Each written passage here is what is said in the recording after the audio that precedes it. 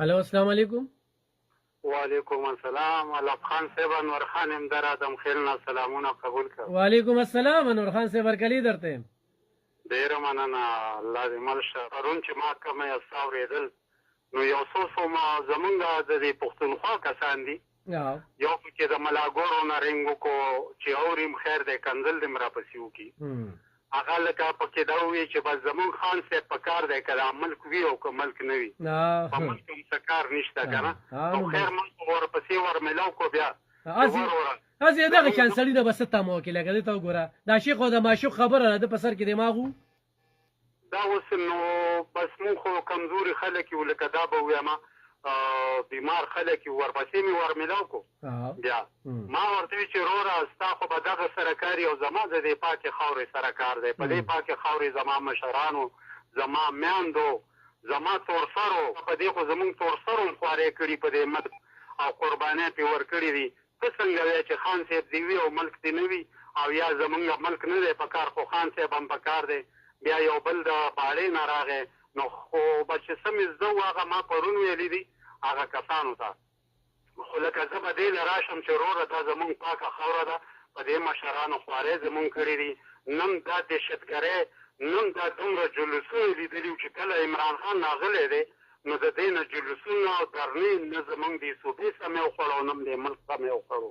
که یو سړی مې پانسي کوي، پانسي مې دی کې، خو زه به دا خبره په جار کوم چې کله عمران خان راغلی دی د سیاست ته نو زمونږ نه لیډر په ځای ودرېدو، نه وزیر اعظم په ځای ودرېدو، او ارمي چیف، د ارمي چیف خو ورشه ورده په وینو سرې شوې.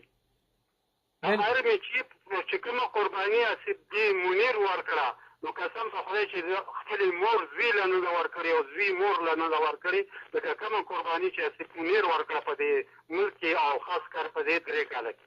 په دې 3 کاله کې بالکل همداسې ده.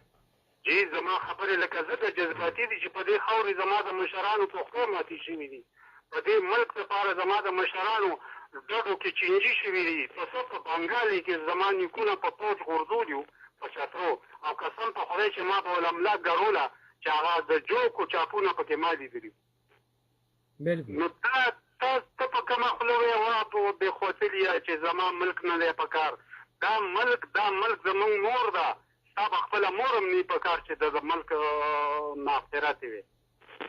بس وایم د ده سر کې دماغ نو دغسې خلکو نه به ګیلې نه کړې. زمونږ واسطه داسې قسمه خلکو سره یې ده که نه، داسې قسمه ده.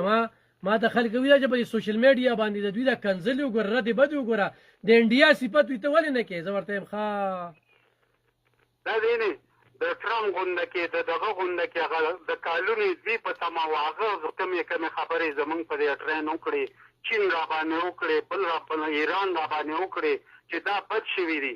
او تاسو سره اډو د دې نن د زما د یو وزیر خبره نامې ما نه هېره شوه، یو وزیر بله ورځ خبرنامه کې خبر ورکوي چې ده له شرم په کار دی د بلوچستان وزیر له چې ده استعفا ورکړی دی نو ښه بیا کړی.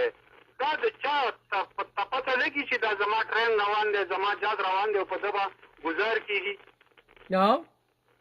او بیا هغه خلکه هغه دهشتګرد چې هغه پارڅه قبضه کړي دي او په سټیټ کې سټیټ پیدا کړي دي، او ته بیا د هغوی ملګرتیا کې چې انډیا یې سپانسر کړي ته د هغوی ملګرتیا کې. دا دین د دوی ملګري، زه به په جار درته ووایم چې دا دین د دوی ملګري ځکه صفت کوي او د خپل ملک غیبت کوي. همداسې ده. ډېره زیاته مننه انور خان صاحب، ډېره زیاته مننه.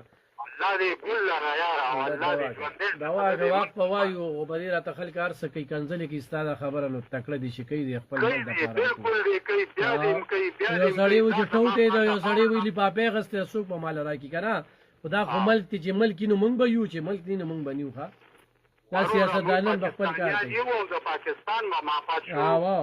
سیاستدانان به خپل کار کوي، دوی ځان له دې تنخواګانې زیاتې دوی د دې جلسو ته او دې بغاوتو ته او دې کنځلو ته او دې د دروغو تقریرونو ته چې بس زه ستاسو شکریا ادا کوم او 10,000 روپۍ شیشې څه شوې، هغه 10,000 روپۍ کچونه څه نه دغه ورته نه وی د دې هغې دغه قسمه طبقه ده که نه چې ملک دې نه وي خو چې زمونږ دا پارټي دې وي، نو داسې خلکو نه به د دې تمه څه کوي. هغوی وایي مونږ په رقایه ورکړې، دا ده چې 400 سبزي منډۍ ته ورشئ دا خلکو اوټونه ورکړي دي، خیران به دي کې هغوی د 5,000 خلکو نه رزق واغ